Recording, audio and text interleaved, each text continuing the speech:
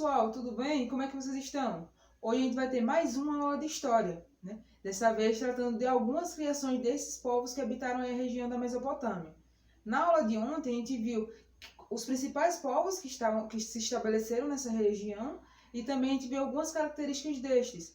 Se a gente lembrar um pouquinho, a gente viu, né, e trabalhou também aqui sobre os sumérios e acadianos, sobre o Império Babilônico, primeiro e segundo império, e também sobre os assírios, né? O que esses povos fizeram para ficarem marcados na história, quais as suas características gerais.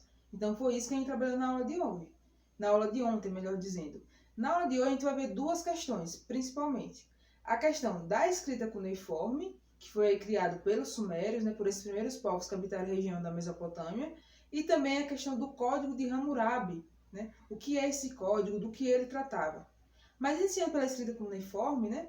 Ela foi uma das primeiras formas de escrita, como eu disse anteriormente, que surgiram na humanidade, né? Que eles realizaram para se comunicar. Inicialmente era uma escrita o quê? Pictográfica. O que isso significa? Era uma escrita onde os seus sinais, ou seus símbolos, eles representavam uma ideia, né? Representavam um sentido. Ou seja, aquilo que era grafado, geralmente, posteriormente foi na argila, mas inicialmente era em madeira, aquilo que era grafado, aquele símbolo, ele representava um pouco a ideia do que aquela palavra significava. Então é dessa forma que existia a escrita cuneiforme inicialmente.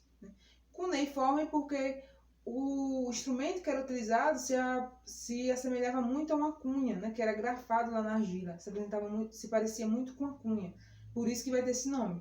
Era uma escrita usada só pelas classes privilegiadas, ou seja, não era toda a população como um todo que tinha acesso, né, a esse sistema de escrita, a saber esse sistema de escrita, era mais os escribas, né, o pessoal responsável pela questão religiosa também. Então, era algo que somente era utilizado por classes privilegiadas. Sobre o Código de Hammurabi, né, que aí o nome Hammurabi é por conta do imperador babilônico, né, esse Código de Hammurabi foi elaborado lá no primeiro Império Babilônico, logo depois que saíram os sumérios e acadianos, né, dessa região, enquanto povos que exerciam a preponderância, exerciam o poder, né, vai ser criado esse Código de Leis. Né? Ou seja, o Código de Hammurabi, na realidade, foi uma compilação de um conjunto de normas e regras que já existiam naquele meio e transformado e tendo validade de leis.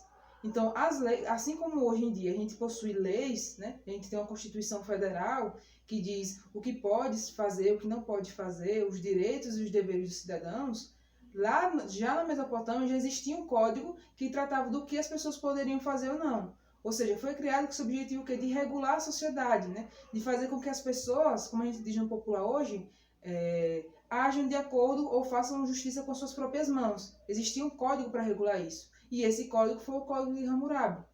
Uma coisa interessante é que ele não parece um pouco com a nossa Constituição, né? Com o Código de Leis que a gente tem hoje.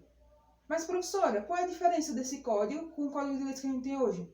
Uma diferença simples, né, e fundamental. Esse código ele era baseado no que a gente chama de lei do talião, ou seja, lei do olho por olho, dente por dente. Um exemplo básico. Vamos imaginar, né, que nosso lápis aqui, né, ele vai ser o Pedrinho, né, o Pedrinho. Pedrinho não, vamos imaginar que o nosso lápis aqui vai se chamar Maicon. O Maicon, ele pega e ele, por qualquer motivo, né, por nenhum motivo aparente, ele vai lá e cepa o braço do seu colega. O Maicon vai lá e cepa o braço do seu colega. De acordo com o código, o que vai acontecer aqui com o Maicon, que é o nosso exemplo?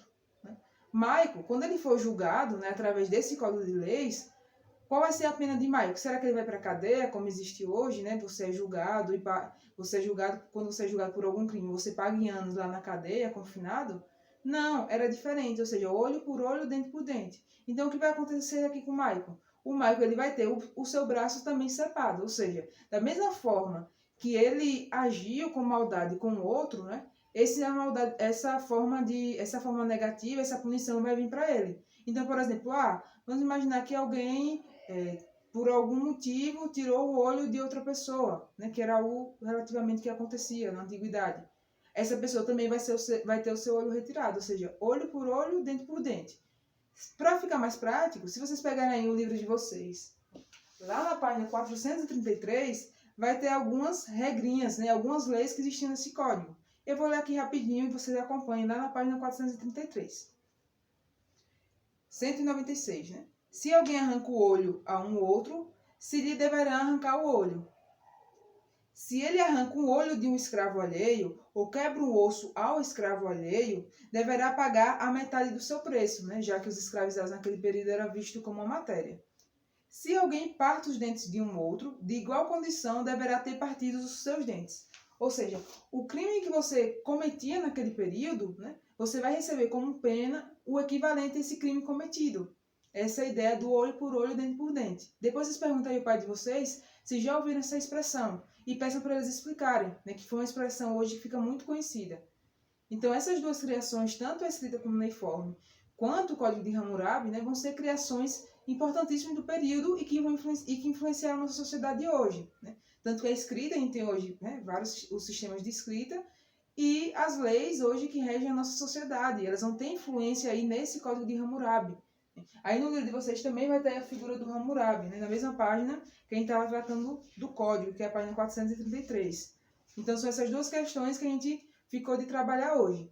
No final do vídeo, vai ter, como de praxe, vai ter a nossa pequena atividade relacionada a esse conteúdo, certo? Então, beijão, até mais. Também vou deixar aí um link na descrição, que é um vídeo para vocês assistirem, e eu vou querer depois que vocês coloquem no caderno de vocês o que vocês compreenderam relacionado a esse vídeo, que é um vídeo que vai tratar dos povos da Mesopotâmia, né? Da Mesopotâmia como um todo.